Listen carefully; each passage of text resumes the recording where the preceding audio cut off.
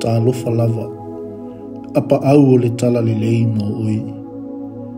O le fesili, o le ase la talata e mawhai ai o na o ai i le afi e au noa masa umu.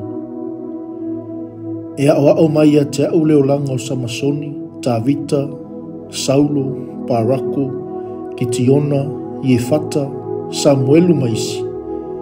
E whape whiona e le mu ai o lo e whaalata lata i le afi.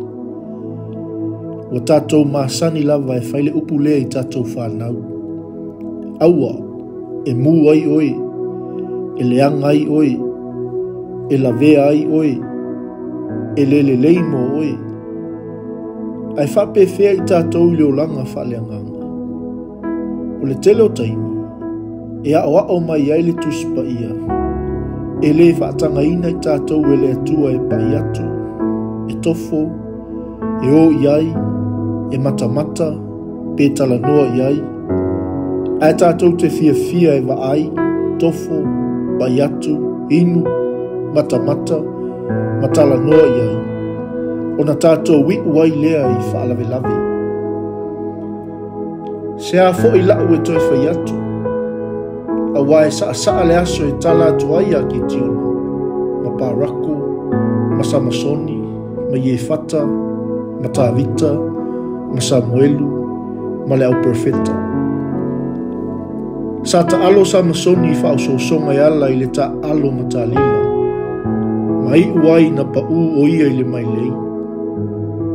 Ma tātou te whaia le mea lava e tasi pe a tātou whai atu mea ia e pei e lea whaina na o le tasi lava le taimi e le toi whaia.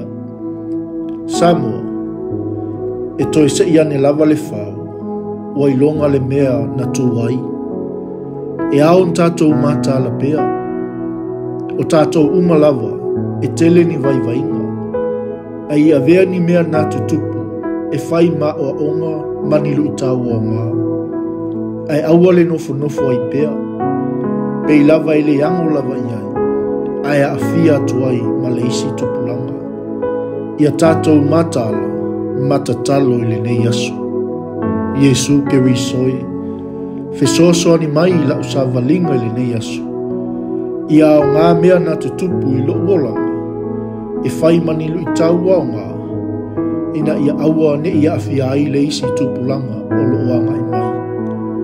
Ono Yesu Keriso wala tu aila mātou te talo.